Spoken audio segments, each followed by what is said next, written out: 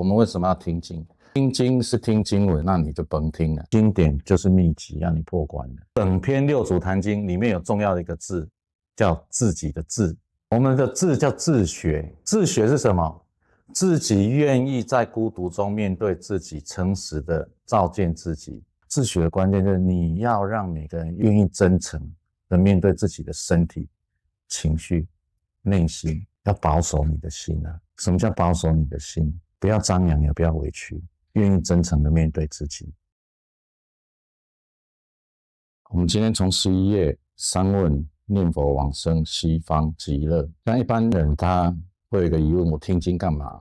这去参加教会啊，念圣经，听圣歌。但是现在身心灵机构二形二状，公庙呢基本上也当生意在做。然后呢，年轻人对宗教、身心灵、公庙的那些所谓的信仰宗教资源，其实基本上接受度不大。那各位在这边听经，到底要听个什么？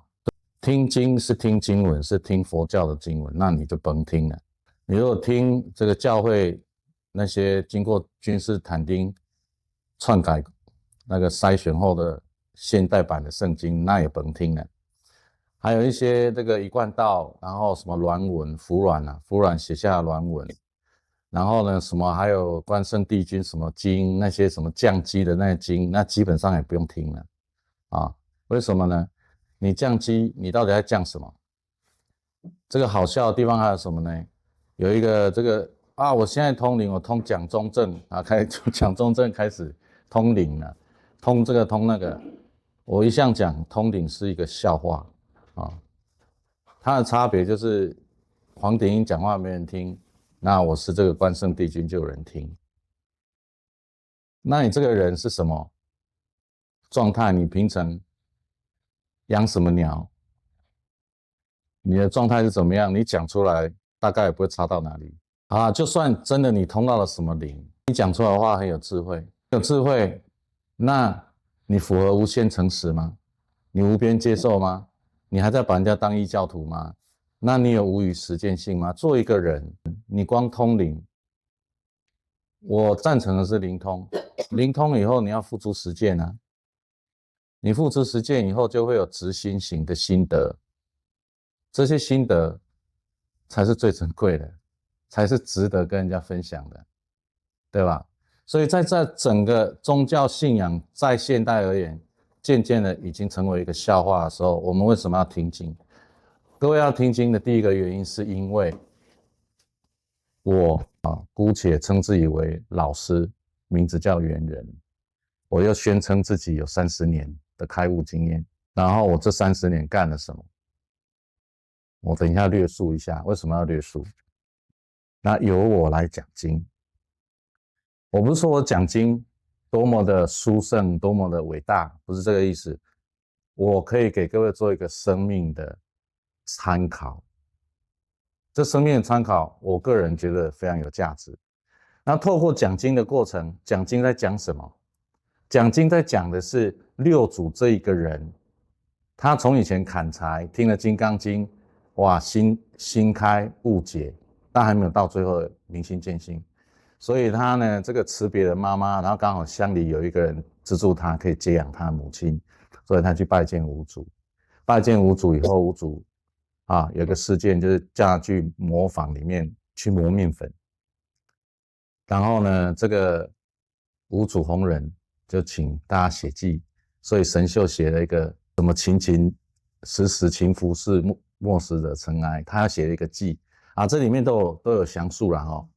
然后到最后呢，这个六祖写了他的记，菩提本无树，明镜亦非台，本来无一物，何处惹尘埃。然后呢，弘忍看了就说这个也不怎么样，就叫神秀回去再写。然后晚上夜里请六祖到他房里面，然后再跟他讲一次《金刚经》。那时候他中脉爆炸，明心见性。明心见性以后，他去送他。五祖说要不要送你过河？他说迷时师度，悟时自度，自己就坐船到对岸了。然后后面开始有人追杀，要抢衣钵等等然后他就去猎人队躲了15年，对不对？这个故事，我讲这个意思是什么？六祖坛经不是经文而已是六祖他的一生的写照。他这一生的写照，你可以用10辈子有他这一生的写照，你可以有20辈子，你可以有100辈子，你有1000辈子有他的写照啊。他说《坛经》是为大根器的人讲的，大根器的人讲到，你在这个人间这个游戏场，人家说有矩阵，有什么什么这个东西阻碍了你啊，你可能迷于权，迷于钱，迷于什么，然后你几番辗转，伤人被伤等等，这个游戏因果，然后你的进展很慢，这叫剑法；你的进展很快，这叫遁法。那我们在遁的时候讲遁跟剑，它的差别在哪里？我们讲到烦恼及菩提，差别在哪里？你把自己当这个草地上的一根草，水来了会被它淹没，然后在那边一直担心自己会不会被淹死，那你就是烦恼，你就是小根人。那你如果知道，哇，我是整个大自然循环本身，水的循环，自然的循环，你的视野可以拉到这么的广，你去看到原来我是一个大自然周期的一个演变，这叫立根，这叫遁法。所以听经的目的在哪里？听经的目的不是在听啊，我在信仰一个宗教，我跟一个老师，然后他讲经，我跟着他听。不，你在听经，在听这个人他的生命经历。经典存在的目的是什么？如果你离自己很远的话，它是个灯塔；如果呢，你觉得人生有迷茫的时候，它是你一个参考架构。还有六祖慧能也是人啊，耶稣也是人啊，孔子也是人，孔子周游列国，熙熙攘攘如上家之犬。佛陀49年讲经，有人要毒他，有人要打死他，等等都有，对不对？也是他一个生命经历。所以经典存在的目的，就是要跟各位讲，你从底层的时候，我要离苦得乐，再来就是我要真正建立一个不死的精神。我死了，我精神还在。这个儒家叫过化生存。你要进入老子讲啊，死而不亡者寿。死而不亡者寿是什么意思？你死了，但你的精神留在这个世界。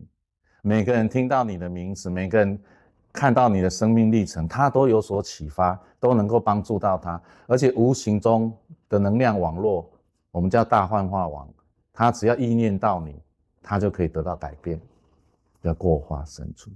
这是一个生命最大的展现状态，因为他的肉体存在跟不存在再也不需要，而这就是我们每一个人在座你们听的各位可以达到的状态。这就是经典为什么需要存在的原因。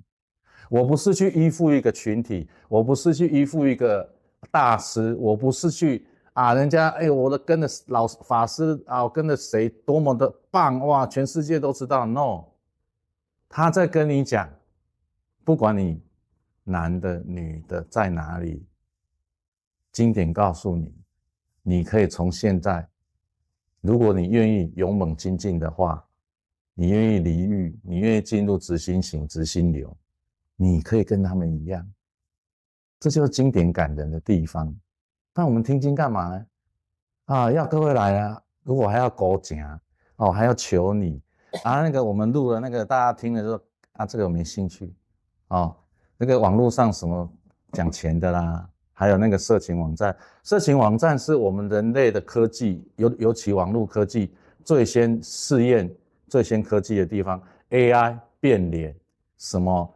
我跟你讲，以后色情产业完全会消失。为什么？他不用找导演，他也不用找演员，男优女优，他也不用剪片，一切 AI 生成他只要把你建模，你的脸 3D 建模，对不对？建模完以后马上套用，马上生成 A 片，什么这个情节都有，你还不用上去演呢。这个大家就都很有兴趣什么快速致富，大家都很有兴趣。所以我们一直在讲一个快感，大家在追求快感。我们以前的那些来去神里面讲，人跟人之间当有一个一体感，有爱友谊，对彼此好的时候，他根本对毒品一点兴趣都没有。我们以前三个老鼠的实验讲过了，毒品在什么时候那个老鼠会不断的想要去吸那个毒，泡在水里去吸毒？当他被关在一个小房间的时候，就像我们这一次的张文一样，他完全断绝了跟家里2年，跟社会，他为什么会去搞那个事情？他计划为什么这么的详细讲？因为他要的就是每个人都看到他，每个人都在谈论他。当他正面的无法达成的时候，他的这种需求就是这种毒品，他就需要靠人家，因为害怕他，因为恐惧他，到处传他的名字，他就得到快感。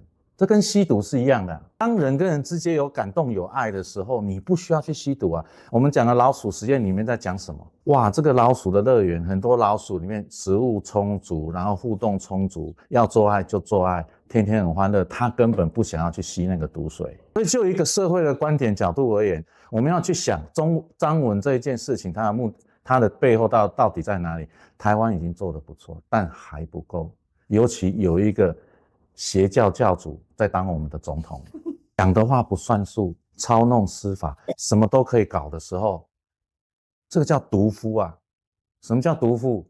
为了一己的利益，拿全部的国民跟他一起陪葬，这叫毒夫。这个毒夫到处是啊，你看这个俄罗斯也有啊，我们对岸也有啊，很多啊，柬埔寨啊，哪里都是毒夫啊。我们扣准回来，我们讲听经典这一件事情，我们要还原一个点，这些魔王级的存在的目的是什么？就是在迷惑你的。刚刚讲了我们的一个朋友，有了钱就张牙舞爪，没有钱就卑躬屈膝，然后呢，这个呢，短期利用，可以利用你的利用的时候利用，没有利用的时候就把你踢开，叫人间吗？这叫地狱啊！而且这些看似光亮的人，好多人在追随啊。看那些青鸟、侧翼、黑熊，就是这个啊，这就是颇寻魔王的魔子魔孙。有听过那个典故吧？佛陀明心见性，度明心，而他明心见性，魔王颇寻带着最漂亮的女人来找他。哎呀，你不要在那个状态，我可以给你最大的王国、最美的女人、最大的权势。地球就是魔王设计下来的游乐场。听经的目的在哪里呀？让你摆脱这些我们讲什么月球矩阵啊，什么那个黑卡要处理的问题啊。你为什么会被困在地球？你为什么会过得这么艰辛？你破关不了。经典就是秘籍，让你破关的。然后我最近呢，跟一个老师吵架，也不算吵架了。我们之前来去生委也有讲到，我今天再稍微顺一次。我们六祖坛经里面，整篇六祖坛经里面有重要的一个字，叫自己的自。我们的自叫自学，自学是什么？自己愿意在孤独中面对自己，诚实的照见自己。我们后面有讲，烦恼即菩提，说了就不是，不说就是烦恼，说了就不是烦恼，说了就不是烦恼，就是我们中庸里面所谓的尘，见久了就进入越大的流，叫直心流，到最后进入直心海，这就是那个佛陀讲的三海印里面的涅槃极境，就是直心海，就是涅槃极境。那你这个自学的关键在哪里？自学的关键就是你要让每个人愿意面对自己的孤独，愿意真诚的面对自己的身体、情绪、内心。我那一天跟丽英讲，要保守你的心啊。什么叫保守你的心？不要张扬，也不要委屈，愿意真诚的面对自己，很重要啊。你这个掌握了以后，你依你的感动去做实践，这就叫自学。而这个每一个你因为我愿意在孤独面对真诚的自己，然后在感动中进入感动，完成感动实践，有了心得，这个心得它会逐渐的累积，就是我们大学讲的格物致知、诚意正心、修身齐家治国平天下。各位从我的生命轨迹就可以看到，我在大二的时候很幸运遇到王老师，我开启了自学的路。我从以前在大学里面开始喝尿的尿疗法，什么草药疗法，什么鬼你可以想象的我都接触过。我的排毒疗法不是从国外来的，我的营养疗法不是借别人的，我的回春，我的干细胞疗法，我的再生医学都是我每天一点一滴长出来的，没有一个是借来的。所以我的人生从大二开始遇到王老师，到我现在55岁，就是一个自证、自我证明的自学一个轨迹。你要讲表面成就啊，我是个医生啊，我在网络有声量啊，然后呢，妈的，我的企业体不大不小，对不对？啊，你要说资产也有上亿嘛，对吧？等等，好，那表面人来讲，但是我都不在意。但是重点是这一路接下来我的自学之路，我除了一个医疗的路，我还有一个文化的路，这2条路我都是在自学的路上，所以我到现在我可以证明自学的这一条路，它是可以不依靠任何的现有的资源就可以走出来的路。这条路当初我在走的时候，我讲过啊，为什么我们能量等级表什么自律啊、坚持啊，阻碍你的人太多啦。你感动在那里，你要往那边走啊，你笨，你神经病，哪有人会这样做？第一个就是我爸说，啊，你干嘛不选内外科？因为他们老一代就内外科最屌嘛，啊，一路哇，这个很多阻碍啊。那自学是什么？就是 whisky 那个在感动的路上 keep walking 啊，对吧？然后这些品牌 just do it 就不要想它 just do it， 那进入感动也可以讲。这个品牌背后都可以串到我们背后的核心理念。那什么做自己喝七喜那就算了啦，哦，那什么10点半泡面就很香也就算了，那个就是对症下毒啊。然后我们在讲我们每一个包含我们之后要 roadshow 要跟人家争取资金，这个我们在做这件事的时候，它一个基本的目的在哪里？我们要更快的能够服务到更多的人，是以这个目的来募资啊。所以自学到最后可不可能可以成为一个大的事业体？可不可以成为一个真正的上市公司？都有可能的啊。自学不是你在那边有没有10年磨一剑也很值得称赞。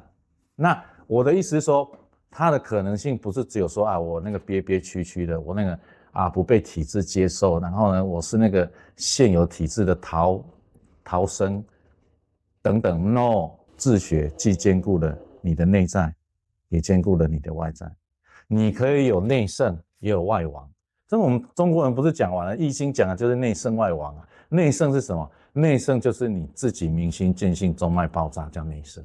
外王就是你通过你明心见性，或者你没有明心见性，接近明心见性，你愿意进入感动，完成感动，一步一步的改变了自己，改变你周遭人，改变越来越多的人，你的公司改变了你的整个在世界上的人都可以因你而改变。这个修身齐家治国平天下，外王。我们的中脉显到叫爱王就是王，对吧？王。所以听经不是说啊，我听谁啊黄鼎英元人老师听他讲经 ，no， 你是听经是要你把你的生命参与进来听。你听了以后说，哎，我的听啊讲得不错啊，好，就这样，那不是我的目的。我讲经干嘛？所以跟你们插科打诨，你们回去快乐一点，搞不好更有益处。所以我跟那个老师吵架以后，我在想这个自学啊很重要。明年开始我会一步一步来搭建，到底自学怎么样？自学的资源啊，自学怎么样啊？因为自学他在锻炼初期的准备，他在锻炼一种功夫，就是自己工作的这件事情。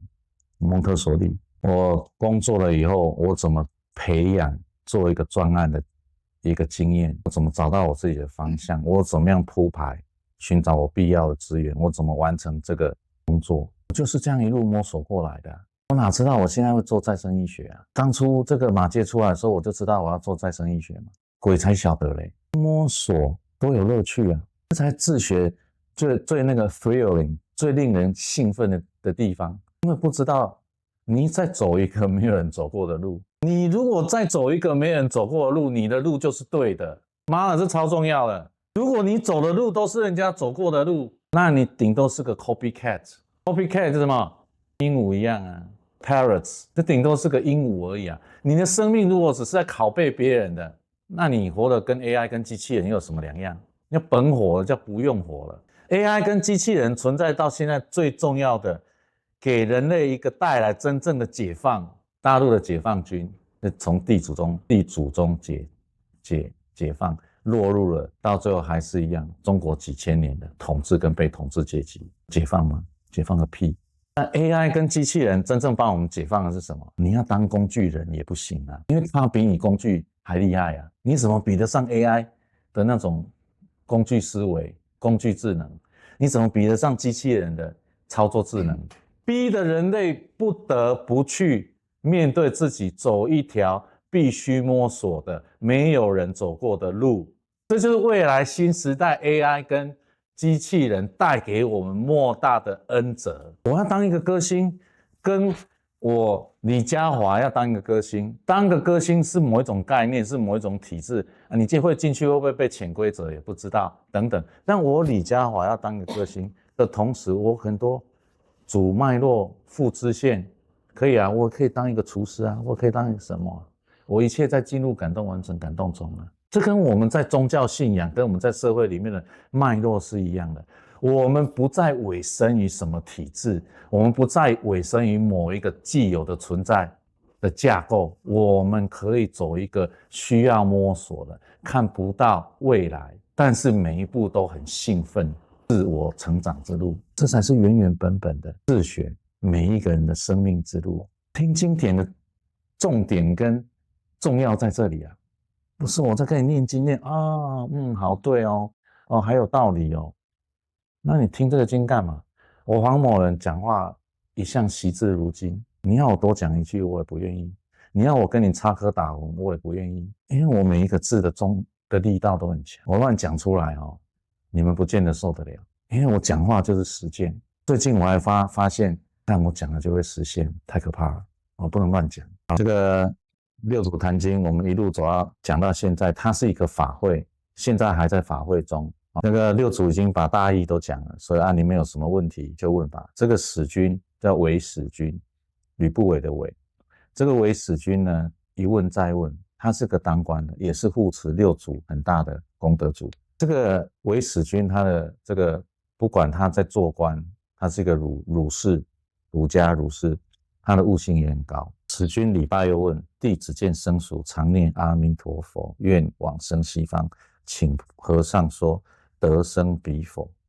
他说弟子看到很多僧人跟书，就是一般民间人士他说念阿弥陀佛，想要往生西方极乐世界，那请和尚说真的可以去吗？我们佛家的和尚两个字在日文叫欧修，那你就知道为什么奥修叫欧修了，就是从和尚来的。和这个字很好，大和民族嘛，和。那我们不要讲大和民族，和是什么？每个人都有米吃，就叫和，一个口一个和嘛。这个全世界都养得饱，就叫和，和平的和。日文叫黑瓦，黑就是平的意思，瓦就是和。世界和平当然叫世界平和，世界黑瓦。那欧修和尚，这个和跟上就是上等嘛，崇尚嘛，对不对？所以和尚对比法师还来的尊崇他是一个尊称望为破矣。大师言：使君听，慧能语说世尊在社会曾说西方隐化，经文分明。六祖讲经文分明，就是你不用再怀疑了，因为你身为一个伪使君，他觉得这种太便宜啦。我们儒家讲修身齐家治国平天下，诚意正经你念个阿弥陀佛就可以。他当然有怀疑啊。然后六祖讲经文分明，去此不远，只为下根说尽。什么叫只为下根说尽？总要骗你来念阿弥陀佛啦。你要念到一心不乱你就会去西方极乐世界，那里衣食无缺，七宝什么宝物都有没有病痛，每个人都帅哥美女，全身发光，只为下根人说尽。你总要让他愿意学佛嘛。那到底光念阿弥陀佛到底能不能往生西方？接下来就很精彩了，继续看。说远只缘上智，你跟那个真正大利根的人，你可以跟他说远，他不会不想。你跟那个下根的人说，哇，太远了，他就不想去了。这就是革命的时候，孙中山讲知难行易嘛，对吧？一样的道理清廷那么可怕，那么伟大，会诛九族，那你不愿意革命，那永远就不可能有新中国人治两种，法无不一。法是一，但人有2种，迷悟有疏，见有迟疾。每个人呢，在迷中悟啊的时候啊，都有特别的机缘巧合啊。见呢有快有慢，迷人念佛生彼，悟者自净其心。这两句很重要。你啊迷的说啊，我要往生西方极乐世界，我念佛想要到那个美好的地方。其实净土宗它也是一个乌托邦主义啊。我这样讲有点不太公平，但你要看念的人存心是什么。悟者自净其心。如果你要悟的话，你自净其心。我们讲过嘛，除2就走了108000里面的10万。你这个去邪，把那个思想的邪去掉，又走了8000里，108000里，对不对？那一刻愿意进入直心行，那你就到西天见到释迦牟尼佛，就取到经了，是不是？所以悟者自净其心，所以佛言随其心净则佛土净。我想各位听到这里大概也很怀疑啦，心净跟佛土净是什么关系？因为你们没有明心见性的体验，所以呢，你们听了会信不起。你们有明心见性的体验，你就知道随其心净则佛土净东方但净心无罪，西方不净有牵。虽然你在东方在中国在这里不是西方你只要净心那你也没有罪也是说跟在西方无误了，无异纵使你在西方极乐世界你又起了坏念头，又想要害人，那你还是一样有罪迷人愿生东方西者，所在处并非一种。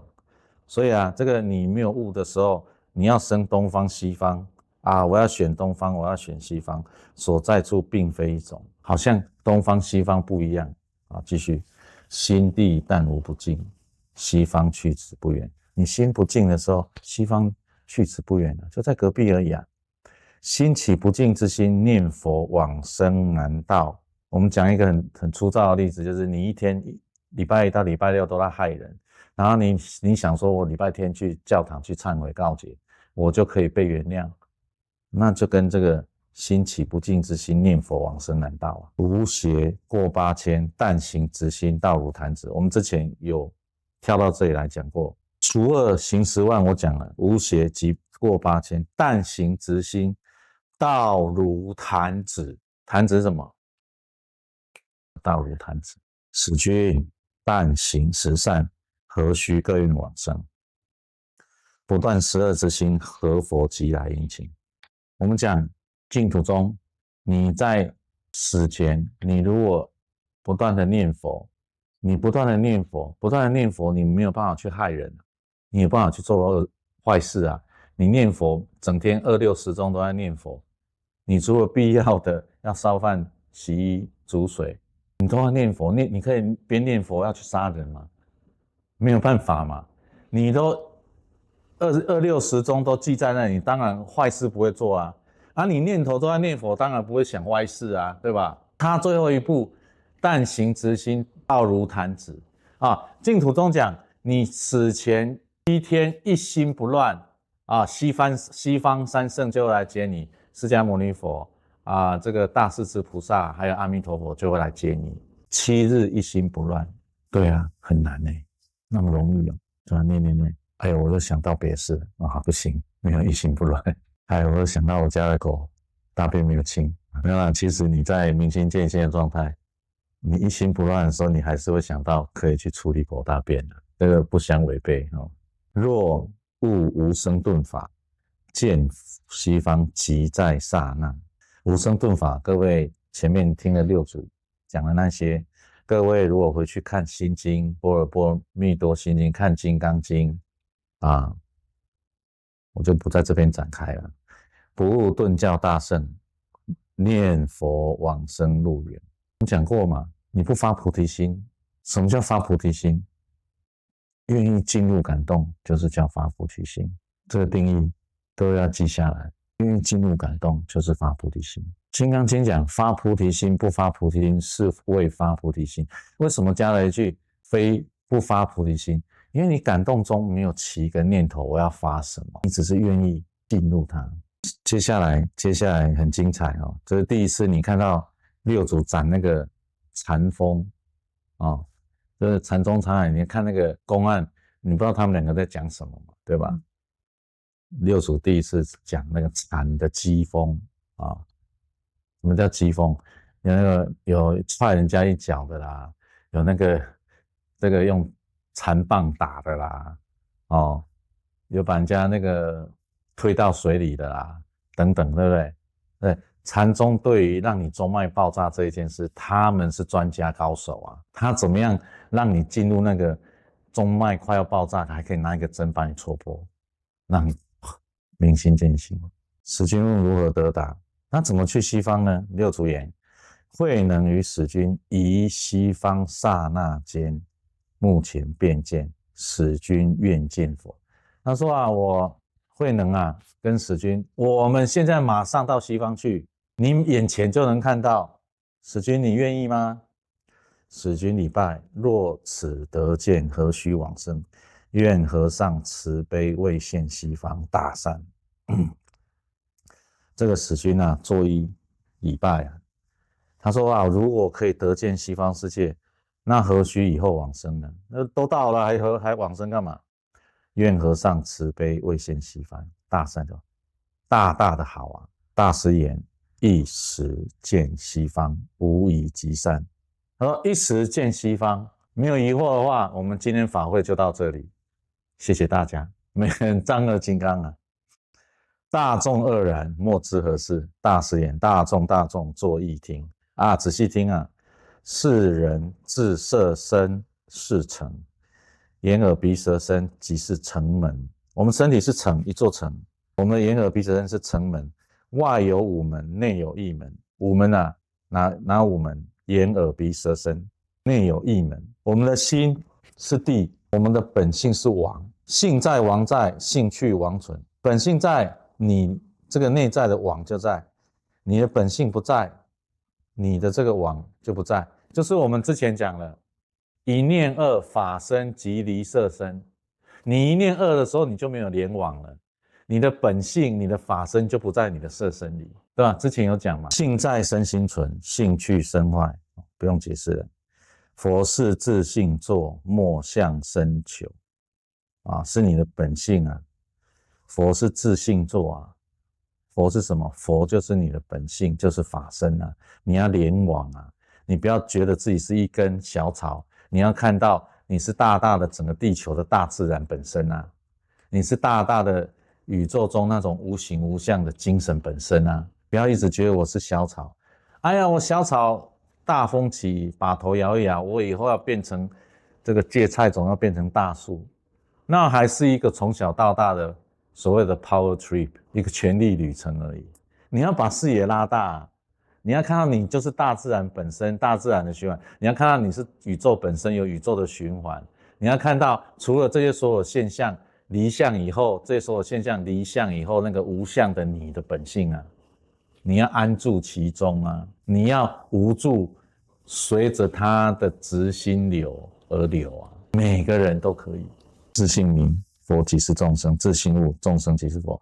这个已经听了很多次了。慈悲即是观音啊，这是六祖坛经里面我认为很重要的几句。慈悲即是观音，喜舍名为世智，能静是释迦，平止是弥勒，人我是虚名。讲完了，人家说，哎呦，这个在西方慈悲看到圣母玛利亚，在东方看到观世音菩萨，在人间看到陈树举菩萨，都是慈悲啊。还有妈祖都是慈悲啊。为什么要有一定的形象？就是慈悲。慈悲可以有各种化身啊，各种应化身啊。而你在真正的行慈悲的时候，你就是观音。重点在这里啊，你愿意舍你自身的物质、你的生命、你的时间去利益他人的时候，你就是大势至菩萨。你在所有污秽的状况底下，你还能够自净其心，不作恶，没有邪念，还在执行行中，你就是释迦牟尼佛。你对人没有价值，没有高低，豁然无圣。豁然无圣是什么？没有所谓的什么圣，既平又直。我哪天黄某人啊说，哎呀，我开始跟你搞上下啦，我开始跟你弯弯曲曲啦，那我跟你讲，那就不是一个明心见性的状态了，这就叫弥勒。之前凯特我讲阿弥他巴，阿弥他巴就是朋友的意思。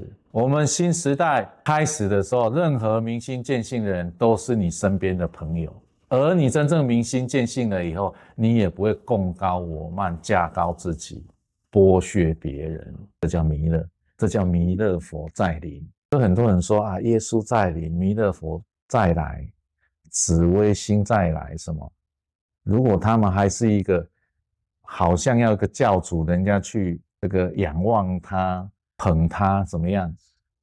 那他就一定是假的。从这里继续推导，你在这个时代，你如果愿意直心行，你如果愿意进入感动，完成感动，你对周遭慈悲、喜舍、能静、平直，那你就是耶稣再来，那你就是弥勒佛再来，那你就是紫微星再来。那一刻，你下一刻可能又想要怎么害人。所以我们灵性生活讲，人是片刻的存在啊。我们为什么讲人是片刻的存在？对我而言，我会想害人，我也会啊，只比例少一点而已。我前几天还想要把一个人带去断手断脚，看他表现良好，断了这个念想。人我是虚名，邪心是大海，烦恼即波浪，毒心就是恶龙，尘劳就是鱼鳖，虚妄即是神鬼。虚妄即是神鬼，你看现在就，我最近还有今天中午哇五个讯息，又有一个身心灵团体老师打学生了。我那个朋友就是被打的那一个，我说你赶快去报警验伤，办法逃。我说你如果再不逃，那你自己想想那些家暴的妇女为什么不愿意逃，你自己自我负责。这些身心灵团体还在那个什么虚妄即是神鬼，哎呀我是什么母娘的化身，我打你也是应该，我叫你奉献也是应该。然后呢，一个修炼团体还会打人，这个太异次元了吧，这太诡异了吧。我修炼修到要去被人家打，还有愿意被打继续留下来，这应该叫超异次元吧。三毒即是地狱，贪嗔痴啊，你就把自己陷在地狱之中了。贪不用讲，嗔就一天到晚生气，痴就是愚痴。什么叫愚痴？固执就是愚痴。这个世界这么广大，你偏固执那几个，那不是愚痴吗？不管你觉得多么美妙的固执，跟多么神经病的固执，都是愚痴啊！哎呦，我这个保养品，除了这个保养品，我什么都不用。哎呀，除了这种人，什么人我也不要跟他在一起。这个吃啊，除了这个分子料理，不然我就不吃。愚痴即是畜生。所以你那个到处很多固执的，那你就是畜生。你看六祖骂人，很惨的哦。十善即是天堂，无我人，须弥自导，就进入感动嘛。除邪心，海水结，烦恼无波浪灭，毒害除恶龙绝。自心地上觉性，如来施大智慧光明，照耀六门清净，照破六欲天下。照三毒若除，地狱一时消灭，内外明彻，不异西方。这就是明心见性的状态。不做此修，如何到彼？不这样修的话，你怎么到西方啊？那都是说说而已啊。那且战且走啊，若有若无啊，将信将疑啊，对吧？坐下闻说，战声彻天啊！大家说哇，讲得真好啊！应是迷人，了然便见。如果还是迷的人啊，了然便见，就见西方了。使君礼拜，赞言善哉善哉，普愿法界众生闻者一时悟解，很感人啊！这就是六祖的威德力。要看佛在讲经的时候，有形无形众生啊，这个一场法会开悟了几千人、几万人，有形无形，那不是虚说的啊，这是佛陀的威德力够啊！我们今天讲到这里，有没有问题？须弥是什么意思？须弥就是喜马拉雅山，喜马拉雅山。